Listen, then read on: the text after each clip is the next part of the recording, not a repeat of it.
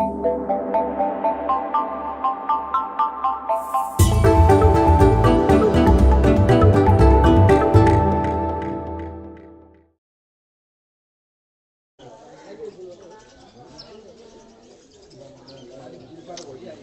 morning from Besisahar, Nepal. Hi, thanks for joining me here in Nepal. Just getting ready to start the Annapurna Circuit trek. We will be starting a 16-day trek here. We're starting today. We drove from Kathmandu yesterday to Besisahar. It's about a 7-hour drive. we had to get a second driver, and I'll tell you all about Annapurna in a sec. We had to get a second driver because our first car broke down, and so we were a little bit delayed, and then we had a driver that had to get back to Kathmandu last night, so he was like basically on the Indy 500, so it was kind of a crazy ride getting in here, but we're here. We're just getting ready to do the trek, and you're just looking at my porter and guide. This is one of the most famous walks in the world. It is, and one of the reasons why is that you go through all kinds of different climates, from subtropical, where we're in right now, all the way to high Himalaya, and many villages. This is what I'm looking forward to the most, is a lot of the interaction with village life here. So it's going to be so cool. I'm really looking forward to it. And I'm absolutely flabbergasted that I've actually got some Wi-Fi here right now that's strong enough to send out a scope, which is really cool. But this is probably one of the biggest villages in the area. It's about 71,000 population, and we had some breakfast just a little while ago. This is also the end of the Manaslu trek here, but Manaslu was damaged quite bad during the earthquakes. But this region didn't see a whole lot of damage, fortunately. And so somebody's asked me about Annapurna before. Annapurna is a range of the Himalaya. So it's called the Annapurna Circuit because you basically kind of do a loop around the range. So you get to see all of these peaks, some of the highest in the world. I've been sort of close to this region before, but getting into this area is going to be really new for me, and really excited about that. How will you recharge your phone on the trail? Well, there's power up here, and some is by solar panel, and they actually have power up here because there's a generator up here, because they do get power from a generator off the river source. What kind of shape do you need to be in to do the Annapurna Circuit? You need to be in pretty good shape. A lot of practice walking for long hours is probably the best thing. You don't have to be an athlete. But you do need to be have some good training walking for long periods of time.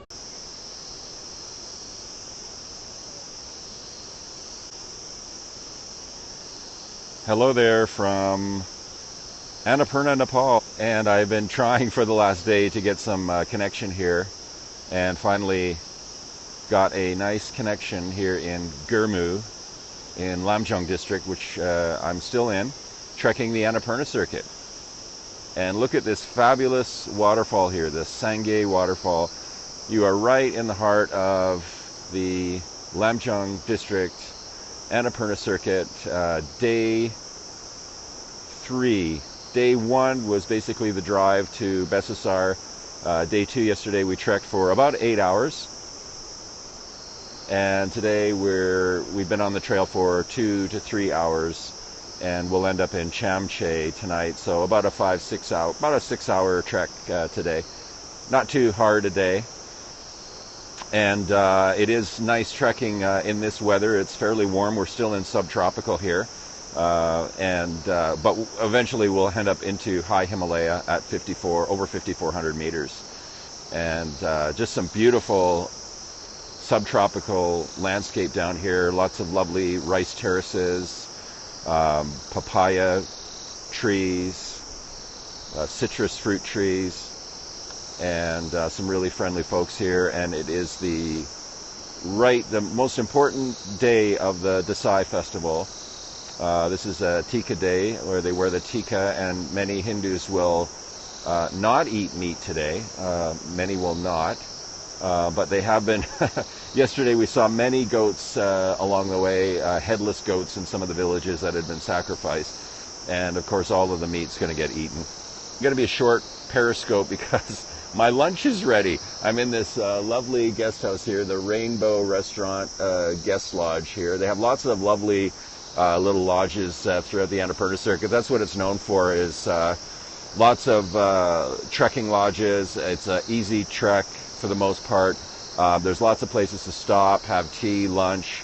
If you feel like spending the night in that village, you can. If you don't want to, you can hike or trek for another hour or two and you've got another village. Whereas a lot of the trekking routes, there's big gaps in between the places you can stay. The nice thing about Annapurna is you can kind of take your time and do it, at least in this part. And then once you get up to the high Himalaya, it's a little more, there's a little less choices where you can stop, but still a few compared to other places. But it's just lovely. I'm going to just take a couple steps down and show you some of the rice terraces here. You should be able to see from high up. And they also grow millet here. Millet's a very important grain here. And corn is also important. So you see lots of corn being dried outside, and chilies. And this makes up, the basic staples of the diet here. Many people will just eat the national dish, dal bhat, every day, twice a day sometimes. And that is basically rice, a dal curry, and a veg, and some potato sometimes, and chili. And if it's Desai, they'll also have goat, which right now everybody's just feeding off a goat right now. And I promise I will never show any of those sacrifices, although I think they're done with most of it now here. Most of the sacrifices of goats and buffalo and chicken are done. And we're now into the full-on Desai festival, the most important festival of the year in Nepal, and it is to celebrate triumph, good over evil, and the main deity that's worshipped during this festival is Durga. So there you have it. There are some of the rice terraces up there.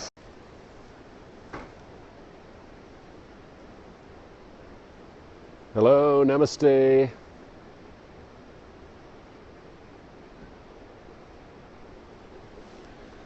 Let me see if I can get a better shot here. Namaste from Nepal. I am in the village of Chamay, and I'm getting into the heart of trekking country here on the Annapurna Circuit. Thank you for joining me here. Welcome to Nepal. Namaste. Thank you for joining me, John Sabot, Far East Adventure Travel. So I've got my wool hat, wool scarf, down jacket, and I've got a soft shell underneath and a sweater underneath me. And we're definitely, today is going to be the coldest day for sure. So it's one of these regions where you start out warm, you're in almost like t-shirt. Moscow's watching me. Well, I hope that's a good thing. And then you eventually work your way up into, this will be everyday wear for me in no time. But because the sun isn't shining right now, it's late in the afternoon. Hello, Amsterdam. It's cold here.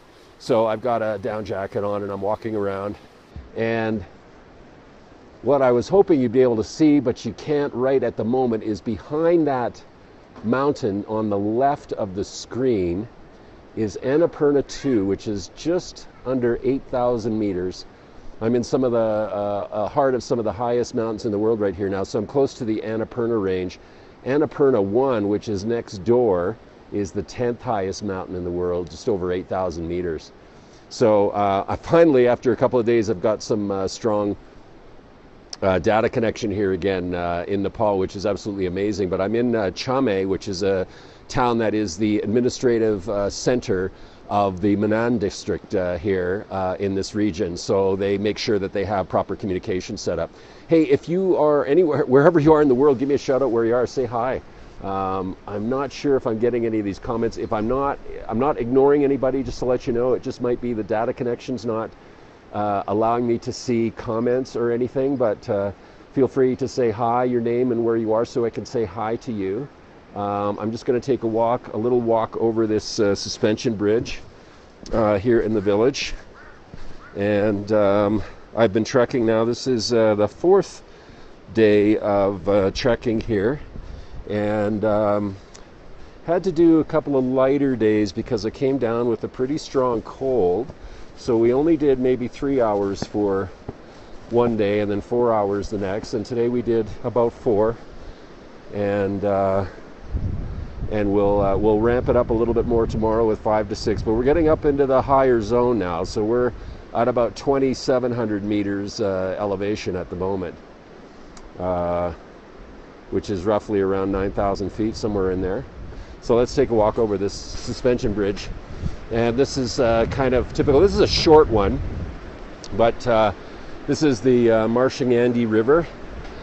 And typically in this region, you're going to be going over lots of these bridges here as you traverse through the valley. And I'm just so sorry, I'm not seeing any comments right now, so I'm not sure if it is just the data connection or not. Somebody wants to pass me, go ahead. And so I'm sorry if you are mentioning anything or saying anything. I'm just not seeing any comments right now. And it may be just because the bandwidth just isn't large enough to see all of the comments or anything right now. But this is the village of Chame, and we're going to just spend the night here. And I just want to show you the bridge that we just walked over. And there it is there. And the clouds have come, they're coming in the afternoon a little bit more. We're getting some more cloud cover in the afternoon, so we're not able to see some of the peaks in the late afternoon. And on the first couple of days that we trekked, we had a little bit of rain. The first day we had quite a bit of a rain shower, and then the next day we just had a little sprinkle of rain. But this is one of the larger villages in the district here, and it is, like I was saying before, the main administrative town of this district. And you'll see the Tibetan flags here. As we get closer and closer to the high Himalaya, the culture becomes more Tibetan. So you'll see more prayer flags, more mani walls, which maybe we'll see in this Periscope. And these are all part of Buddhist rituals, Buddhism beliefs. And typically in any of these trekking regions, the higher you go, the closer you get to the border of China, you're going to see more Tibetan people and Tibetan culture.